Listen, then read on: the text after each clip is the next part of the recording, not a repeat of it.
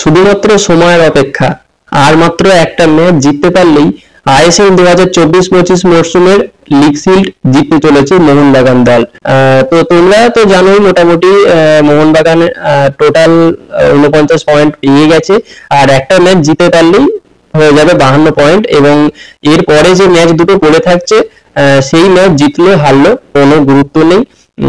FC Goa এর পেছনে আছে, এফসি গোয়া যদি সব ম্যাচগুলো জিতেও যায় তাতেও এফসি গোয়া 1 পয়েন্ট পিছনে থাকবে, এবং দ্বিতীয়বারের জন্য আইএসএল লিগ শিল্ড জিততে চলেছে মোহনবাগান।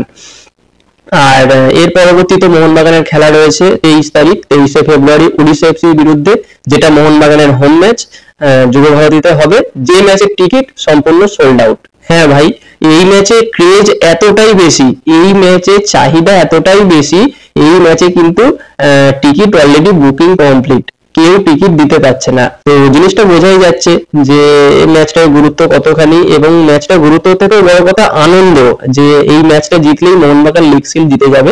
তবে একটা খবর কি, লিগ শিল্ড কিন্তু দেয়া হবে 8ই মার্চ, মানে এফসি গোয়া ম্যাচের দিন, সেদিনই কিন্তু লিগ শিল্ডটা দেয়া হবে। তো এই গেল আপডেট। আর এবার যদি আগামী 23 তারিখের খেলায় মোহনবাগানের প্লেইং 11 নিয়ে কথা বলি, তো দেখো যে প্লেইং 11টা মোটামুটি চলছে সেটাই থাকবে। তবে গ্রেগ স্টুয়ার্ট হয়তো দলে প্রথম 11-এ চান্স পাবে, আবার নাও পেতে পারে, কারণ গত ম্যাচটা মোহনবাগান যেভাবে খেলেছে যে দলটা নিয়ে, মানে কি বলবো, সেদিন খুব বাজে খেলেছে, তারপরেও 3টে গোল। জেমি ম্যাকলারেন তো সে তার জাত চেনাচ্ছে আস্তে আস্তে যেন খোলস ছেড়ে বেরিয়ে আসছে। আর জেসন কামিংস, মানে এই দুটো প্লেয়ার, জেসন কামিংসকে প্রথম থেকে কেমন একটা লাগছিল, ছুটতে পারছিল যখন প্রথম আসে গত বছর মোহনবাগানে, তখনও সাবস্টিটিউট হিসাবে দলে ছিল, রিজার্ভ বেঞ্চে তাকে রাখা হতো, কিন্তু এখন জেসন কামিংসকে ছাড়া প্রথম 11 যেন ভাবাই যাচ্ছে না। কোন প্লেয়ারকে ছেড়ে কোন প্লেয়ারকে প্লেইং 11-এ নামাবে, এইটা নিয়ে যেন কোচ মলিনার মধ্যে এখন একটা কনফিউশন সৃষ্টি হয়েছে। তবে গত ম্যাচে দিব্যেন্দু বিশ্বাস খুব একটা ভালো পারফরমেন্স করতে পারেনি। দেখো, একটা প্লেয়ার কন্টিনিউ ভালো পারফরমেন্স করবে এমনটা তো নয়, সে তো বাচ্চা ছেলে, কত আর বয়স হয়েছে, তো যেভাবে পারফরমেন্স করেছে সত্যিই ভালো। তবে সামনের ম্যাচে হয়তো দিব্যেন্দু বিশ্বাসের জায়গায় আশিটাই রাইট ব্যাক হিসাবে খেলবে, লেফট সাইডে থাকবে লিস্টন কোলাসো, রাইট সাইডে মনবীর সিং, এবং মাঝখানে থাকবে আপুইয়া। এবার তার পাশে কে থাকবে? অনিরুদ্ধ থাপা কিন্তু প্র্যাকটিস করছে, এটাও কিন্তু ভাবতে হবে। অনিরুদ্ধ থাপা প্র্যাকটিস করছে, আপুইয়ার পাশে অনিরুদ্ধ থাপাকেও খেলানো হতে পারে। যদি একান্ত ফিট না হয় তাহলে তো দীপক টাঙ্গুলি অপশন আছেই।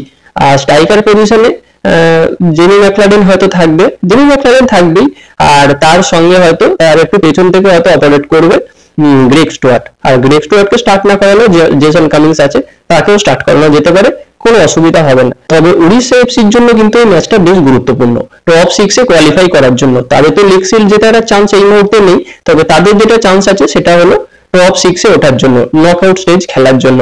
তো এই ম্যাচটা যদি উড়িষ্যা হেরে যায় তাহলে কিন্তু তাদের জন্য পরবর্তীতে টপ 6-এ ওঠার চান্সটা অনেকটাই কমে যাবে। তো তারাও চাইবে ম্যাচটা জিততে। তবে যুবভারতীতে এসে মোহনবাগানকে হারিয়ে যাওয়াটা খুব একটা সহজ হবে না। তার মধ্যে এবারে কিন্তু প্রচুর দর্শক হবে এই ম্যাচে, তো বুঝতেই পারছো সেখান থেকে এত চিৎকার, এত ক্রাউডের মধ্যে দিয়ে কিন্তু উড়িষ্যা এফসি ম্যাচ বার করতে পারবে না অত সহজে। আর এই সিজনটা কিন্তু সেটজি লোবেরা বলো বা উড়িষ্যা এফসি বলো বা হুগো বুলস বলো, কারোর জন্য খুব একটা ভালো যায়নি। তো দেখা যাক, এই ম্যাচে আশা করছি মোহনবাগান লিগ শিল্ডটা কনফার্ম করে ফেলবে। আর 23 তারিখ তোমরা কারা কারা খেলা দেখতে যাচ্ছ একটা কমেন্টে জানিও, এবং এরপরে যে গোয়া ম্যাচ আছে যেখানে লিগ শিল্ডটা দেওয়া হবে সেই ম্যাচেই বা কারা যাবে সেটাও কমেন্টে জানিয়ে দিও। আর এর পরবর্তীতে যদি মোহনবাগান সংক্রান্ত কোনো আপডেট আসে সেটাও আমি অবশ্যই আমাদের এই চ্যানেল থেকে শেয়ার করে দেবো। তো গাইস, এই ভিডিওতে এই পর্যন্তই, দেখা হচ্ছে পরবর্তী ভিডিওতে। Bye bye.